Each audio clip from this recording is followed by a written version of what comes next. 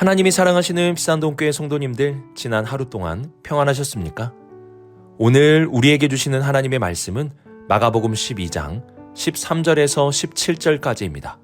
하나님의 말씀을 함께 읽겠습니다. 그들이 예수의 말씀을 책잡으려 하여 바리새인과 헤롯단 중에서 사람을 보내매 와서 이르되, 선생님이여, 우리가 아노니 당신은 참되시고 아무도 꺼리는 일이 없으시니 이는 사람을 외모로 보지 않고 오직 진리로서 하나님의 도를 가르치심이니이다.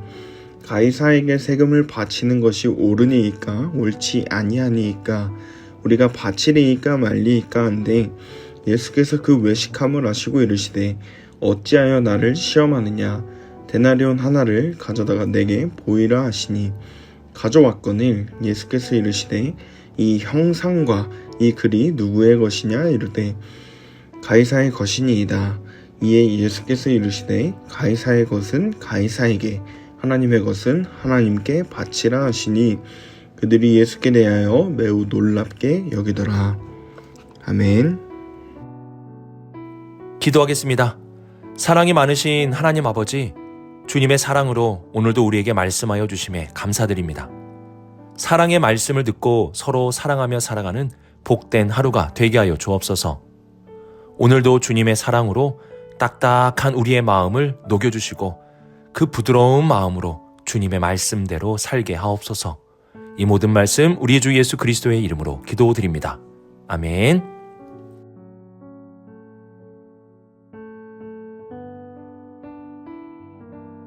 (13절을) 보시면 그들이 예수의 말씀을 책잡으려 하였다고 말씀합니다. 여기서 그들은 우리가 어제 살펴봤던 대제사장, 서기관, 장로들입니다.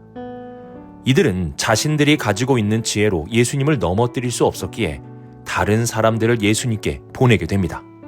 그들은 바로 바리새인과 헤롯 땅 사람들이었는데요. 바리새인과 헤롯 땅은 함께 어울릴 수 없는 두 부류였습니다. 바리새인은 민족을 사랑했던 사람들이고 헤롯 땅은 로마 정부를 사랑했던 사람들입니다. 또한 바리새인은 율법을 준수했던 사람이라면 헤롯 땅은 로마법을 준수했던 사람이었습니다. 그래서 이 둘은 서로 어울릴 수 없는 물과 기름과 같은 존재들이었습니다. 그런데 이 두 부류가 한 패가, 그리고 한 팀이 되어 예수님께 나오게 된 것입니다. 이들은 예수님께 선생님이라고 부르며 예수님은 참되고 아무도 꺼리는 일이 없는 사람으로 진리로 하나님의 도를 가르치는 분이라며 높여 지켜 세워줍니다. 속에 날카로운 발톱을 숨긴 양의 탈을 쓴 늑대와 같이 주님께 나아오고 있는 것입니다. 그리고 이들은 예수님을 넘어뜨리기 위해 빠져나갈 수 없는 질문을 던집니다. 그 질문은 이러합니다. 가이사에게 세금을 바치는 것이 옳으니까 옳지 아니하나이까? 여기서 가이사는 로마 황제를 말합니다. 이들은 예수님께 나와서 로마 황제에게 바치는 세금을 내야 하는 여부를 물은 것입니다.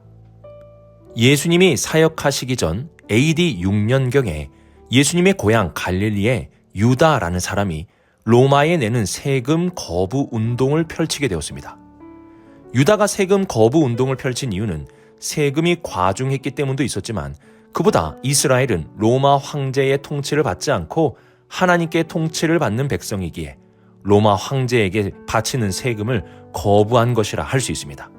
그래서 이 세금 거부 운동은 로마 황제를 거부하는 운동이었고, 하나님을 사랑하며 이 나라를 사랑하는 민중들에게는 폭발적인 인기를 얻는 운동이 되었습니다. 결국 로마 정부는 세금 거부 운동이 로마의 큰 위협이 될 것으로 판단하였고, 유다와 그 추종자들을 죽이고 그의 아들들은 로마에 정치적으로 반항했다는 죄목으로 십자가에 매달아 버렸습니다. 이러한 상황 속에서 예수님이 세금을 내지 말라고 말씀하신다면 로마와 가까웠던 헤롯 땅이 예수님을 로마에 고발했을 것이고, 그렇다고 하여 세금을 내라고 한다면 민중들과 가까웠던 바리새인들이 민중들에게 예수님은 매국노라고 매도를 했을 것입니다. 어떠한 대답을 해도 다 걸려 넘어지는 상황을 만든 것입니다. 이것이 바로 예수님을 넘어뜨리려는 계략이었습니다. 우리는 오늘 말씀을 통해서 예수님을 넘어뜨리려는 자들의 더 심오한 계략을 보게 됩니다. 이들은 예수님을 넘어뜨리기 위해 원수들끼리 연합을 하였고 예수님 앞에 칼은 뒤에 숨기고 웃으면서 칭찬하면서 나왔습니다. 그리고 예수님이 절대로 빠져나갈 수 없는 질문을 던졌습니다. 여러분, 예수님이 예루살렘에서 받은 공격은 예수님에게만 해당되는 것이 아닙니다. 어느 때가 되면 세상은 서로 연합하여 주님을 따르는 우리를 박해할 수 있습니다. 어떻게든 우리를 넘어뜨리려고 힘을 합칠 것이고 우리를 어떻게든 속이기 위해 양의 탈을 쓰고 나타나게 될 것입니다.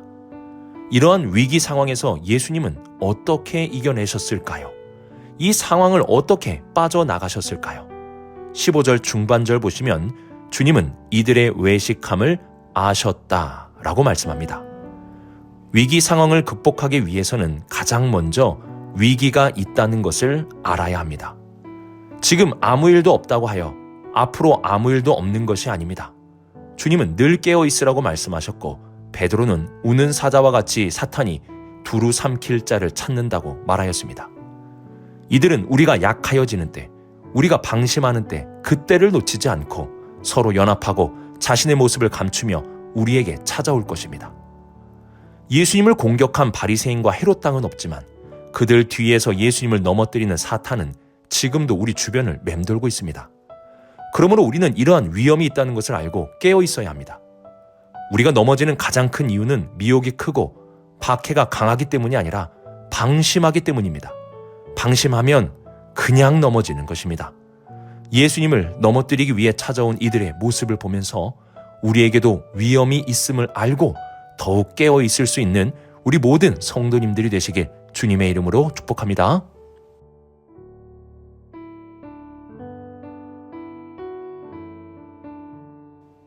예수님은 어떻게 대답해도 넘어질 수밖에 없는 상황에서 이러한 말씀을 하십니다. 데나리온 하나를 가져다가 내게 보이라. 그리고 예수님은 이러한 질문을 그들에게 던지십니다. 이 형상과 이 글이 누구의 것이냐? 당시에 데나리온이라는 동전을 보면 그 안에 황제의 형상과 가이사라는 글자가 기록되어 있었습니다. 이 그림과 글을 보고 바리새인들은 가이사의 것이다 라고 말을 합니다. 그래서 예수님은 너희가 가이사의 것이라 하였으니 가이사의 것은 가이사에게 주라 하고 말씀하십니다. 그런데 여기에서 예수님의 말씀은 끝나지 않습니다. 예수님은 하나님의 것은 하나님께 바치라고 말씀하십니다. 이들은 예수님이 둘 중에 하나만 선택할 줄 알았는데 예수님은 두 가지 모두를 선택하셨습니다. 예수님은 가이사에게 바치는 것에 대해 부정하지 않으셨습니다. 이와 함께 하나님께도 바치라고 말씀하셨습니다. 오늘 이 말씀은 국가와 교회의 관계를 알려주는 중요한 예수님의 말씀입니다. 예수님은 국가와 교회가 구분되거나 나누어지는 것이 아님을 알려주십니다. 예수님은 가이사의 것은 가이사에게 내라고 말씀하셨습니다. 이는 로마 정부를 인정하신 말씀입니다. 그러면 로마 정부만 인정하셨습니까? 그렇지 않습니다. 하나님의 것은 하나님께 바치라고 말씀하시면서 하나님의 다스림과 통치도 인정하셨습니다. 그러면 예수님은 국가와 하나님의 통치를 동일하게 여기신 것일까요? 그렇지 않습니다. 바울은 예수님의 말씀을 가지고 이러한 말을 하였습니다. 각 사람은 위에 있는 권세들에게 복종하라. 권세는 하나님으로부터 나지 않음이 없나니 모든 권세는 다 하나님께서 정하신 바라. 교회는 국가의 권세를 따라야 합니다. 그러면 국가와 하나님의 권세가 같습니까? 그렇지 않습니다. 하나님께서 국가에 권세를 주셨다는 사실을 잊어서는 안 됩니다. 하나님께서 모든 권세를 가지고 계십니다. 그리고 그 아래에 국가가 하나님의 권세를 받게 되고 우리는 국가의 다스림을 받으며 살게 되는 것입니다. 우리가 국가로부터 받는 다스림은 하나님으로부터 온 권세입니다. 나라인가 교회인가 둘 중에 하나가 아니라 둘 다 우리가 소중하게 여겨야 할 것입니다. 그러면 만약에 국가가 하나님의 권세를 부정하고 하나님의 뜻을 거스르게 되면 어떻게 될까요? 하나님께서 그 권세를 심판하십니다. 그 권세는 하나님이 주셨기에 국가가 하나님의 권세를 거스른다면 하나님은 그 권세를 심판하십니다. 그래서 우리가 해야 할 일은 국가를 정복하거나 국가를 부정하는 것이 아니라 국가 안에서 빛과 소금이 되어 이 나라가 하나님의 권세 아래에 복종할 수 있도록 하게 하는 것입니다. 교회는 하나님께 권세를 부여받은 국가를 인정하고 그 안에서 빛과 소금으로 살아가는 공동체임을 잊어서는 안 되는 것입니다.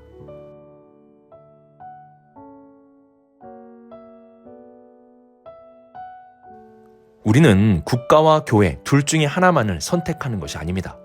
국가가 잘못된 길로 간다면 하나님이 그 권세를 심판하실 것입니다.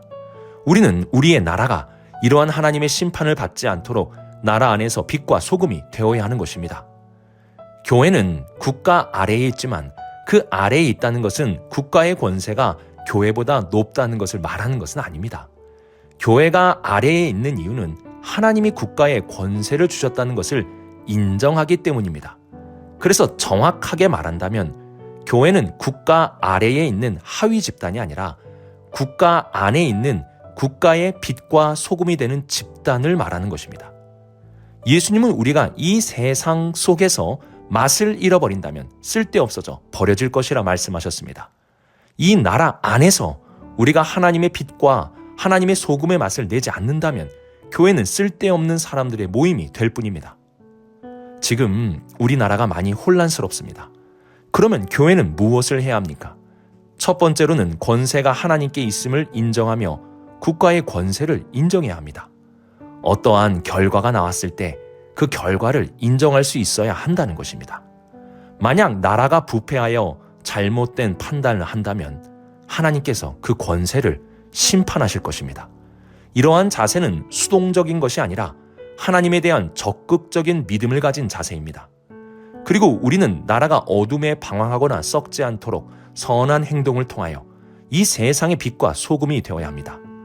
권세를 인정하고 선한 행동을 통해 빛과 소금이 되는 것, 이것이 교회가 가져야 할 가장 우선되는 자세입니다.